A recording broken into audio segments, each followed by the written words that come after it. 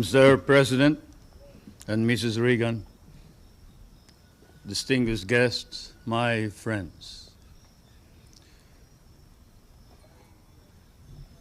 I feel I must pay tribute to this elegant and fairy-like party and dinner, which has reminded me too much not only of home, but of some dreamland at home.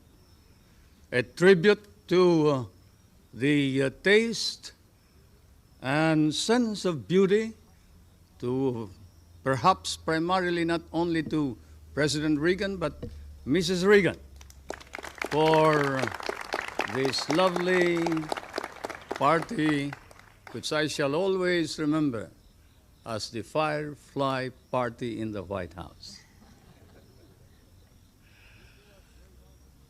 You do us great honor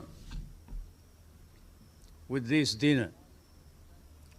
Allow me to extend the gratitude of 50 million people in the Republic of the Philippines, Mrs. Marcos and myself, for this hospitality and this generosity. Certainly, we will be unable to reciprocate this beautiful event. You even had the songs all prepared, including a Philippine song. That's a favorite of the First Lady of the Philippines, Dahil Sa'yo, which means because of you. Because of you I love, because of you I live, and because of you I am what I am. And then you had the other theme song, which was a favorite of both President Reagan and the other president. Understand? The theme song of Dr. Zhivago, which is a long story, of course, and which I won't talk about. It happens to be one of our theme songs because it was sung in one of what threatened to be a tragedy, but which did not. And that's why we remember it.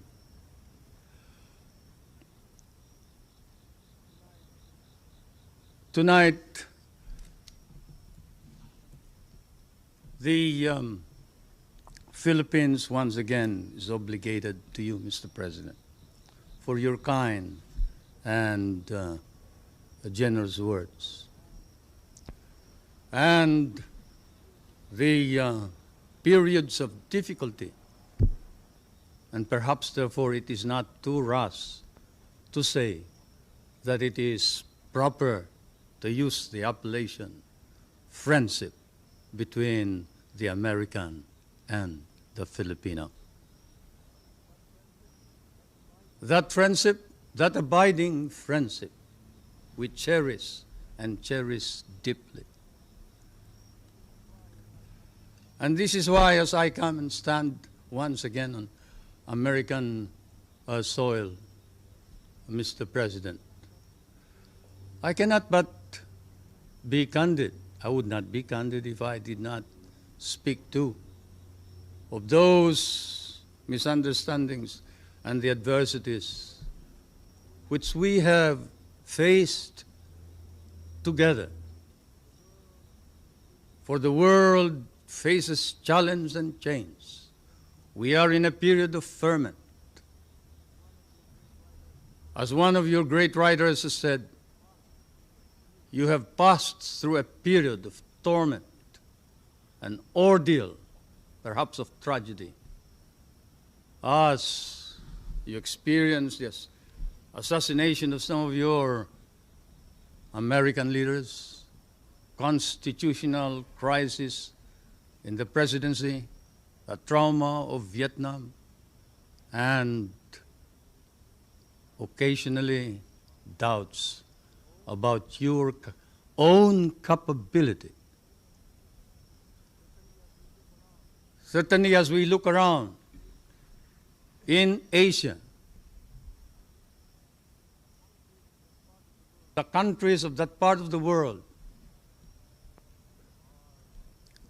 are marked, and often there is fear that perhaps does not weary, that America is firm and resolute.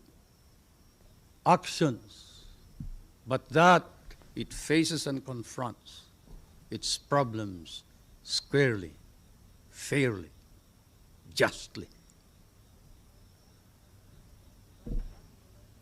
As I stand on American soil and I see the doubts rising in Asia, I see another phenomenon that clears my mind.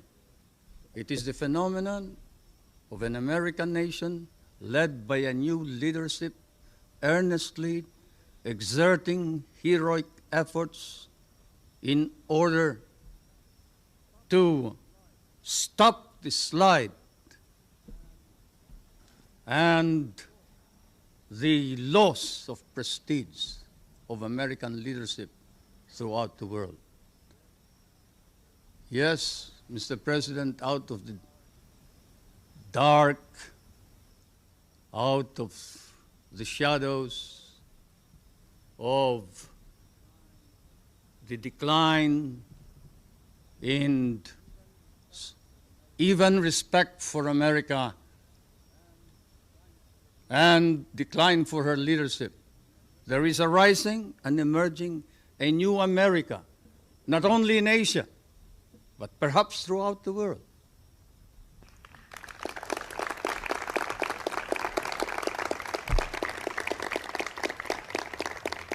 The stakes are high, Mr. President.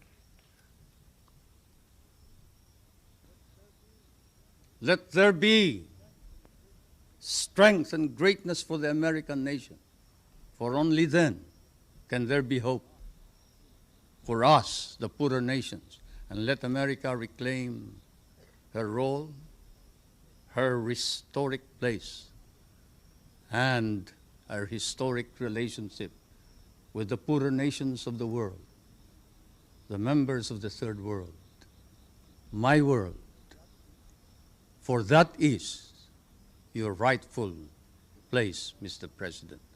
America,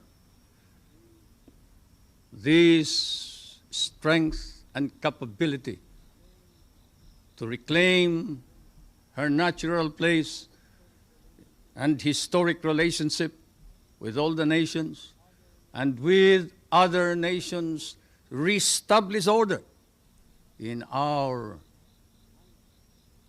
anxious, troubled world. We pray for this, we hope for this. Not only the big nations, but especially the small ones.